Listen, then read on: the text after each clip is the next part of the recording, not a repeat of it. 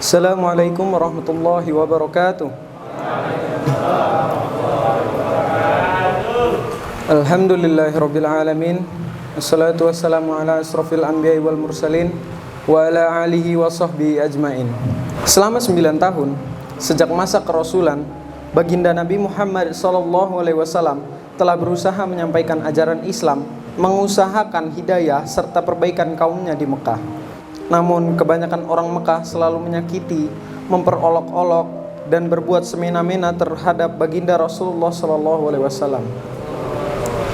Kecuali sekelompok kecil yang sudah masuk Islam dan beberapa orang yang selalu membantu beliau walaupun belum masuk Islam. Paman baginda Nabi Muhammad SAW, Abu Thalib, termasuk orang yang baik hati meskipun belum masuk Islam. Dia selalu membantu baginda Nabi SAW dalam segala bentuk. Pada tahun ke-10 kenabian, ketika Abu Thalib meninggal dunia, kaum kafir mendapat kesempatan untuk mencegah perkembangan Islam dan menyakiti kaum muslimin secara lebih leluasa. Baginda Rasulullah SAW pergi ke Taif yang didiami kabilah Sakif yang berjumlah besar, dengan harapan apabila kabilah tersebut masuk Islam, kaum muslimin akan terbebas dari berbagai penderitaan dan Taif akan menjadi pondasi penyebaran agama. Setibanya di Taif, baginda Nabi Muhammad SAW langsung menemui 3 orang yang ditokohkan. Beliau berbicara dengan mereka, mengajak mereka kepada agama Allah Subhanahu wa taala dan agar mereka mau membantu baginda Rasulullah SAW. Akan tetapi mereka bukannya menerima atau paling tidak berlaku sopan kepada tamu yang baru datang, sebagaimana adat bangsa Arab yang terkenal dengan memuliakan tamu. Bahkan mereka tanpa basa-basi menyambut beliau dengan sikap dan akhlak yang sangat buruk. Bahkan mereka pun tidak rela baginda Rasulullah SAW tinggal di situ. Padahal orang yang dianggap sebagai tokoh seharusnya berbicara dengan sopan dan berakhlak mulia.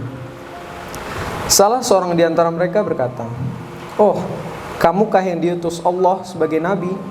Lalu yang kedua berkata, "Apakah Allah tidak menemukan selain kamu untuk diutus sebagai rasul?"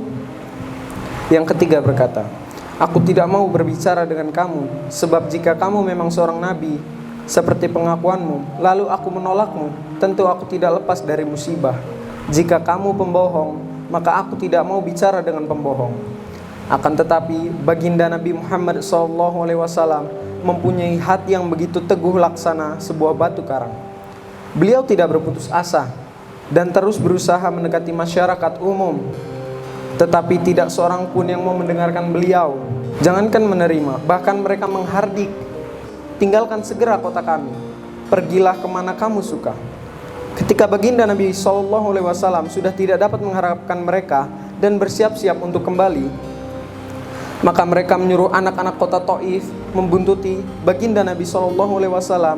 Mereka lalu mengganggu, mencaci dan melempari baginda SAW dengan batu sehingga kedua sandal beliau berlumuran darah.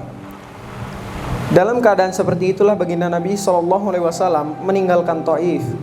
Di tengah perjalanan, tatkala sudah merasa aman dari gangguan anak-anak nakal itu, beliau berdoa kepada Allah Subhanahu wa taala, "Ya Allah, aku adukan kepadamu lemahnya kekuatanku, habisnya upayaku, dan kehinaanku dalam pandangan manusia.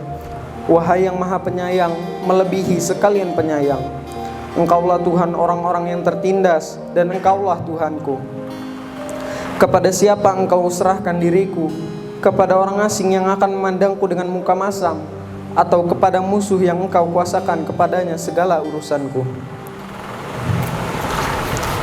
Tiada keberatan bagiku, asalkan Engkau tidak murka kepadaku. Perlindunganmu sudah cukup bagiku.